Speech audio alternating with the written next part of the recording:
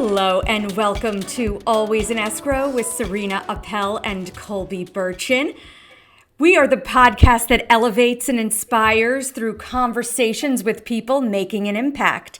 And today we're diving into the world of kids, sports, and the all too familiar role of being the sideline sibling. Our guest today is Amy Sobel, a mom of 3 and the author of Sideline Sister, a heartwarming children's book. Amy brings such a relatable perspective to the story because let's be honest, so many kids and parents know the feeling of spending weekends at endless practices and games. We're so excited to hear about her inspiration, her journey as an author, and the lessons Sideline Sister has to share. Amy, welcome to the show. Thank you so much for having me. I'm so excited to be here. So Serena, I have been with Amy and her family because our kids have grown up together in preschool and lower school. So this is a real privilege. And when I heard Amy wrote a book, I was dying to get her on the show. We love being with the Burchins always. Okay, so let's dive in. Have you always been interested in writing children's books, Amy? You know, it's always been something that I've tossed around. Ever since I was younger, I felt like I enjoyed storytelling and I felt like I had a little bit of a way with words. And with 3 kids, these themes sort of always popped into my head, especially when reading them books. And luckily, I was blessed with 3 characters, 3 children who give me lots of inspiration. So hopefully, this will be the first. But I was really excited to share this perspective only because I see so many kids in this exact same situation. And it just really made sense to me. It really does. What was your why for writing Sideline Sister? What was it? I mean, it was really watching these kids, and not just Lilah. So let me take a step back. Sideline Sister is based on my daughter Lilah. She has 2 older brothers, one who's 10 and one who's 8, and they are both on multiple baseball teams. And the book is focused on baseball, but let's be honest, they play soccer and football. And if there's a field out there, she is on it. And you know, a lot of these kids, this is their social life. This is their weekend and their after school. And it's such a family commitment. And honestly, if she wasn't as all in as she is, it wouldn't be as successful for anybody. So, you know, I kind of watched the way she would make friends and create these little communities. And you know, she's the youngest. This started when she was maybe 4, 5 years old. And it's now at the point where if we're going to a game and I say, oh, you don't have to go, she wants to go. These are her friends. This is her place too. So it's really awesome. It is so awesome. It really does resonate. And I think of so many of the other siblings I know about that are in that role. Okay, so what does the real Sideline Sister think of the story? Luckily, she approves. I was a little bit concerned about some of the wardrobe choices because she's specific on these things, but she loves the book. I mean, she falls asleep with it in her bed. She had the opportunity to go on a little mini book tour at school, and she's read it to every kindergarten class and every first grade class. And she is very excited to just share it with the girls and boys she knows who are in the same situation. And she loves it. Yeah, how do her brothers feel? You know, they're actually been really proud of it too. Jack, my 3rd grader, also read it in his literacy class, and even my oldest son, I think, is sort of sneakily proud of it and enjoys the ride. I have to say, and I think you know this, Amy, but I admire you and your family. Your dedication to these weekend field, like literally you're at the field all day long. I don't do it. I wish I did do it, but I see you guys and I admire that. Well, thank you. I think you do have to be a little bit crazy to commit yourself to some of this.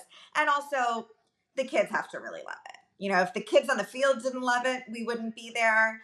And if we weren't able to create such amazing relationships and friendships with the other families, it probably wouldn't work either. So, you know, we give a lot of credit to the youth baseball organization. We're a part of West Boca. They are so family friendly and family first because, I mean, these kids are athletes, but they're students, they're citizens, they're friends, and they encourage you to balance that. So the book highlights creativity and resilience. Was that a theme you intentionally set out to explore? Sort of, yeah. I mean, it was kind of Lila's own way of problem solving. So it used to be me telling her, we're going to be at the field for a long time today. Let's pack all this stuff up. And she would literally bring her entire bedroom. And I was thinking like, what are you doing? Just bring a coloring book. But I would watch the way she would like very strategically set things out and kind of just like catch the eye of another little girl across the field. And all of a sudden they're playing. And as time went on, it became less about the stuff, which I felt like was an important lesson, and more about the relationships that she was creating. And now she doesn't really bring anything because she knows there's room to run around. I mean, now she'll bring her bike, she'll bring a scooter, but it's really great active time too. And I always think like if she wasn't at the field, she'd probably be on her iPad. So, and you see a lot of that on the field too, but I think that the way these kids have kind of created these groups, they're really not on electronics. They're running around. They're not watching the game either, but that's fine.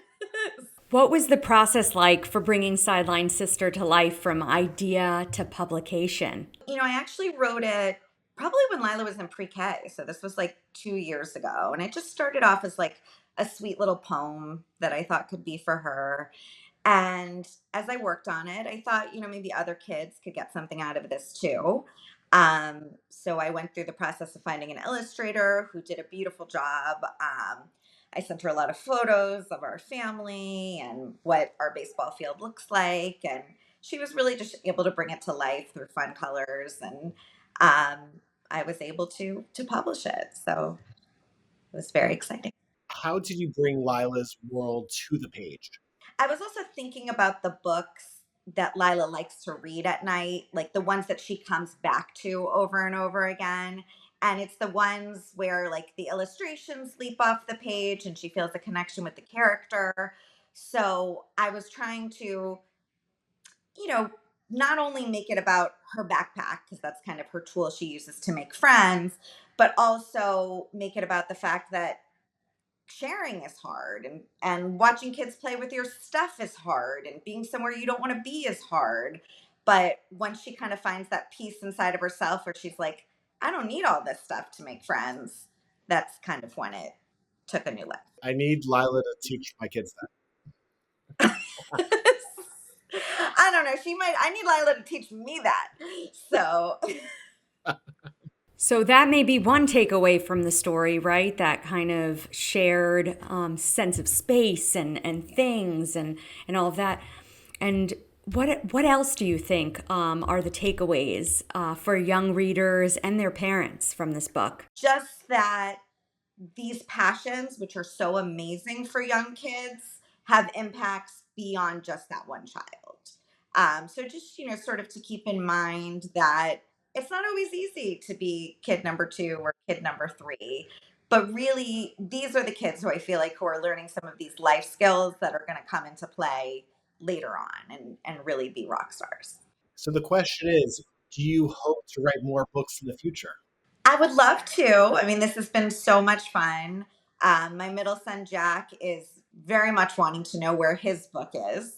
They're not only, he is a baseball player, but he's also a sideline sibling because he goes to his brother's games. But um, I mean, I'd love to explore a little bit about each of their personalities. I think there's so much meat in the middle child's psyche that I'm sure I could come up with something there. And the older child who feels like they kind of sort of have to run the show when they're a kid themselves. So I think there's a lot of material here.